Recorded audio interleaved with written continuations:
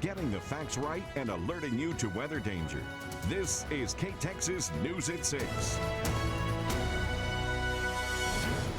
Good evening, everyone. It's been a damp day across the area, and we still have a little mist drizzle going on here in the Abilene area, and you can tell by the visibilities being less than 10 miles. Airports, the most they report on visibility is 10 miles, and anything less, well, that usually indicates there's something in the air.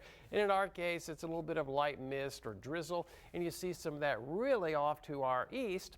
We are tracking rain showers up here around Benjamin to Throckmorton, and especially over here to our east. And we're already starting to see some heavier downpours. And the latest weather forecast models are suggesting really, I think the tough, severe weather will probably stay to our east tonight. Now, we do have a marginal risk of severe storms. We're on the edge of that. That is the lowest of the 5 categories for the rest of this day and tonight. And we are looking at our weather forecast model. It's pretty quiet this evening, and then as we get to around midnight, we begin to see some thunderstorms developing. This is suggesting southeast of Abilene down into the heartland, and then those pretty much move away well before sunrise. Then we're looking at some clouds tomorrow morning, and then it clears out for tomorrow afternoon. So things will be getting better as we get into tomorrow. In fact, we'll actually warm up a bit. More about our forecast coming up. Thank you, Mark. We have an update tonight on the man accused of leading law enforcement on a chase from the Abilene area to Albany. Here's a look at his mugshot. 37-year-old Michael Zachary Haley of Baird was arrested after a chase and then a manhunt yesterday afternoon. According to jail records, he's charged with 4 counts of attempted capital murder of a peace officer, aggravated robbery, and aggravated assault with a deadly weapon. Several law enforcement agencies were involved in the chase. They say Haley fired at officers several times, and they say spikes were used to stop the vehicle, and Haley took off on foot in Albany, where the search focused around the Goodnight Steakhouse on Highway 180. At one point, Albany residents were urged to shelter in place while Albany ISD went on lockdown. The Texas Department of Public Safety says he was driving a stolen vehicle. Haley is being held at the Shackelford County Jail on bonds totaling more than $6 million. A critical confirmation hearing for Robert F. Kennedy Jr. kicked off Wednesday. Kennedy is President Trump's pick to lead the U.S. Department of Health and Human Services. Ivan Rodriguez breaks down the questions from senators and his stances on key healthcare issues. Testifying during a Senate Finance Committee hearing, Robert F. Kennedy Jr. faced hours of questioning, with many Democrats focusing in on his stance on vaccines. He has made it his life's work to sow doubt and discourage parents from getting their kids life-saving vaccines. But in his opening statements, RFK Jr. downplayed his anti-vaccine rhetoric. Vaccines play a critical role in healthcare. All of my kids are vaccinated. These statements differ from some of the ones he's made in the past. There's no vaccine that is, safe and effective. Those claims are unsubstantiated by the scientific community. During the hearing, RFK Jr. did acknowledge his advocacy for vaccine safety and says they are not tested properly. He says he's asked, quote, uncomfortable questions. I'm not going to apologize for that. We have massive health problems in this country that we must face honestly. In fact, Kennedy says healthcare costs are high due to chronic diseases, a view with support among some Democratic senators. The CDC says 90% of healthcare spending goes toward managing chronic disease, which hits lower-income Americans the hardest. On abortion, Kennedy reassured Republican senators that states should have control. I agree with President Trump that every abortion is a tragedy. I agree with him that we cannot be a moral nation if we have 1.2 million abortions a year. I'm Ivan Rodriguez reporting. Across the nation, teachers in Ohio are reporting a drop in attendance as students fear of immigration raids. During a recent Board of Education meeting, educators urged the district to establish a clear policy and plan in the event that Immigration and Customs Enforcement officers appear on school grounds. Chelsea Sick has more.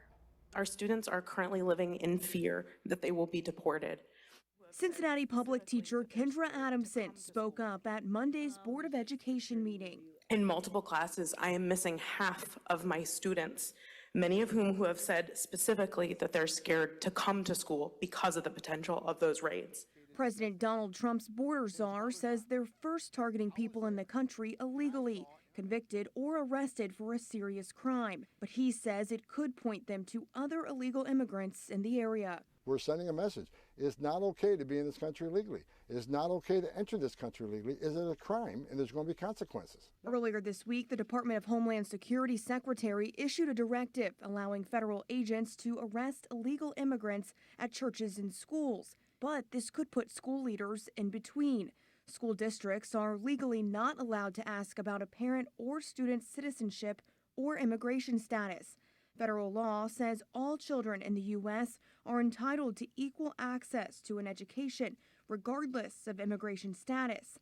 The School Superintendents Association is offering resources to school leaders on student privacy rights and other laws they should keep in mind if an ICE agent shows up. So there are some legal requirements that they absolutely have to do, but then within that, there's certain ways that they can coordinate or cooperate with ICE enforcement in different ways. Whatever that plan is, likely developed with the school board, the staff, other community leaders, whatever that plan is, it then needs to be communicated to staff and front desk staff and also to families. Most districts already have policies on law enforcement searches.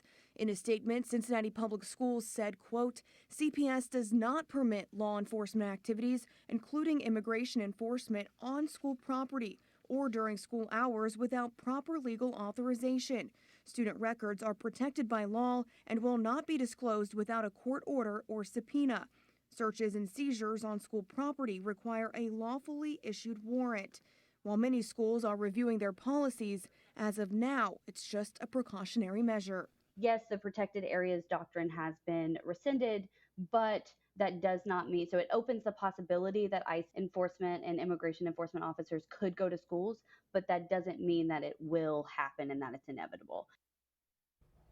Coming up on KTXS News at 6, the Federal Reserve makes its first interest rate announcement of 2025. Getting the facts right and alerting you to weather danger. You're watching KTXS News at 6 with Will Jensen and your storm alert forecast with Chief Meteorologist Mark Rowley.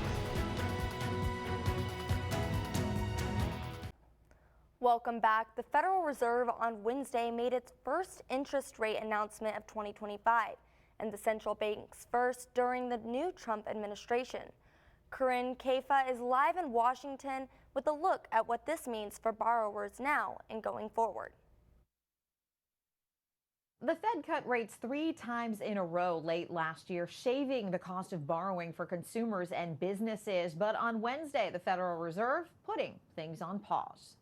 The Federal Reserve holding its benchmark rate steady amid lingering concerns about inflation. In support of our goals, today the Federal Open Market Committee decided to leave our policy interest rate unchanged. The slow and steady approach at odds with President Donald Trump's wishes, saying last week he wants the Fed to move swiftly. I'll demand that interest rates drop immediately, and likewise, they should be dropping all over the world. But U.S. inflation is still above the Fed's target rate of 2%.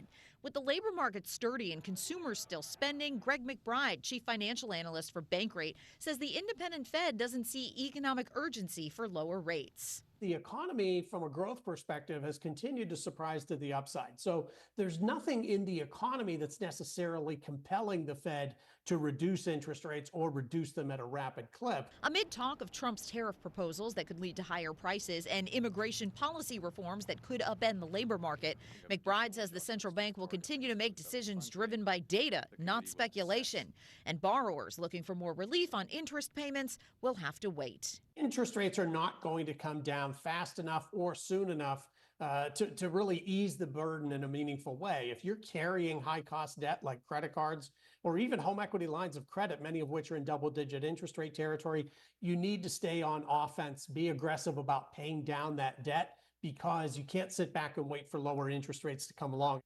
Before the Fed makes its next rate cut, officials want to see that inflation number move closer to their target rate of 2%. The government's latest report, looking at the month of December, came in at 2.9%, with energy and food prices elevating the overall number. In Washington, I'm Karen Kafa. And now we're going to send it to Mark with a look at the weather.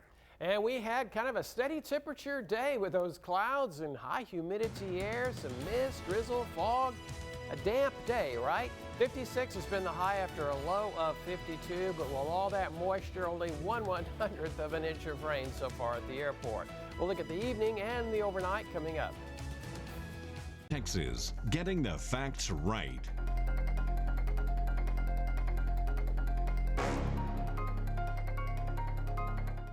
Welcome back. More Americans are applying for jobs that are either fake or from companies not even trying to fill the position.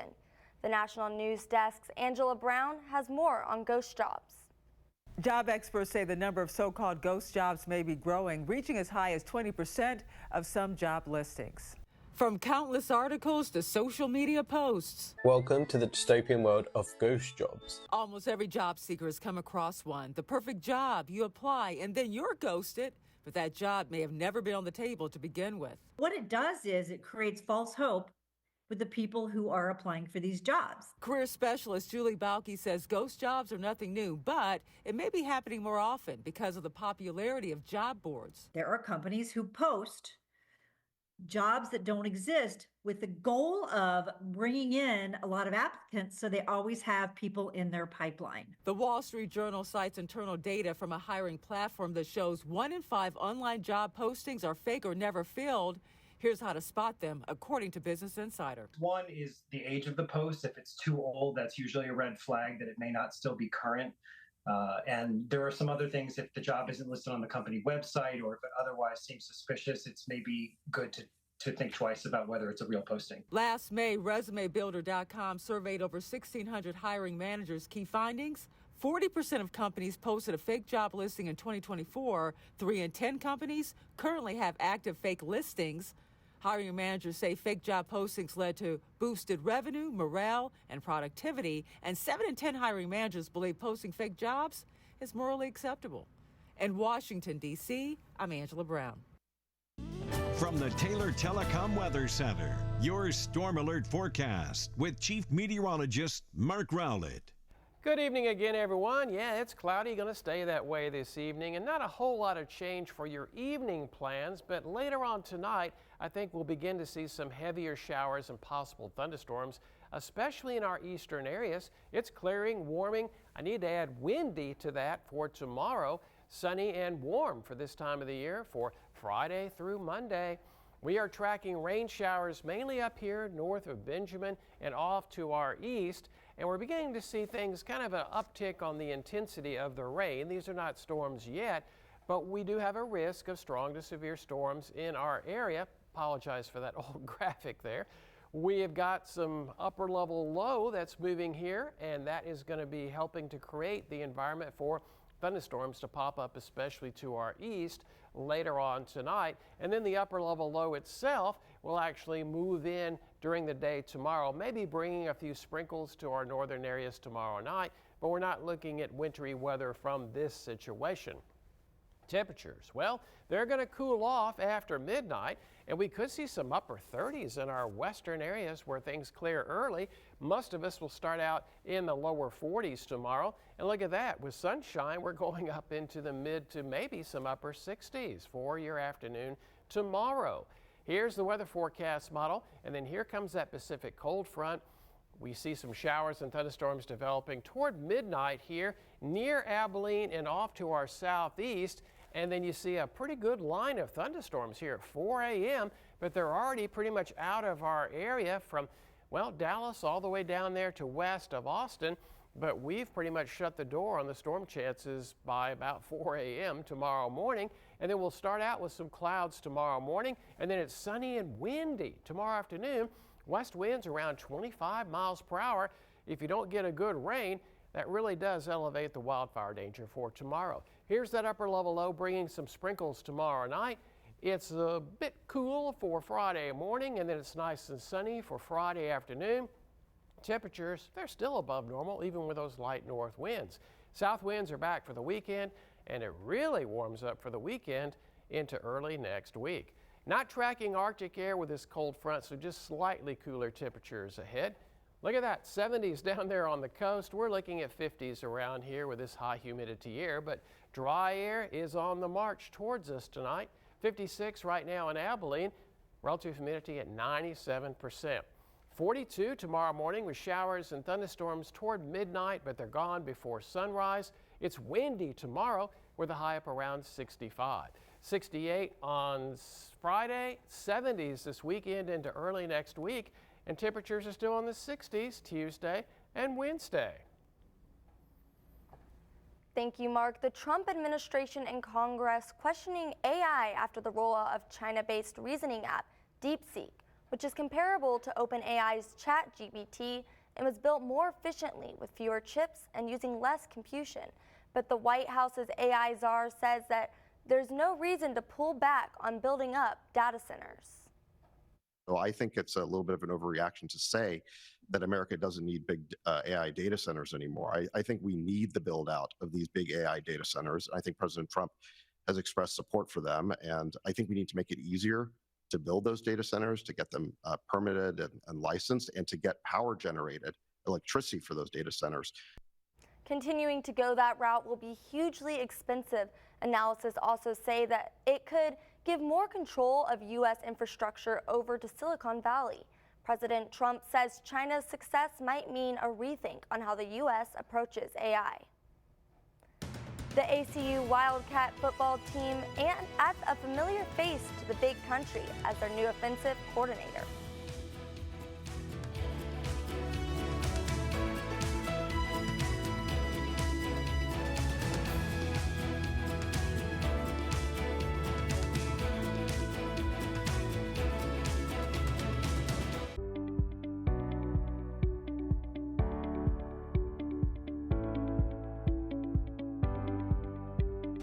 From the Texas State Hearing Aid Device Center Sports Desk. Now, your sports report. The Abilene Flying Bison are hosting a meet and greet at the Doubletree Hilton in downtown Abilene on February 8th. Fans can meet the coaching staff, grab some awesome giveaways, enjoy a free buffet dinner, and buy new Flying Bison gear. Season tickets will also be for sale. After historic 2024, ACU's offensive coordinator Rick Bowie left for potentially greener pastures. And after a lengthy search, the Wildcats have found a man to lead their offense going forward. ACU hired former Texas Tech Red Raider quarterback Graham Harrell.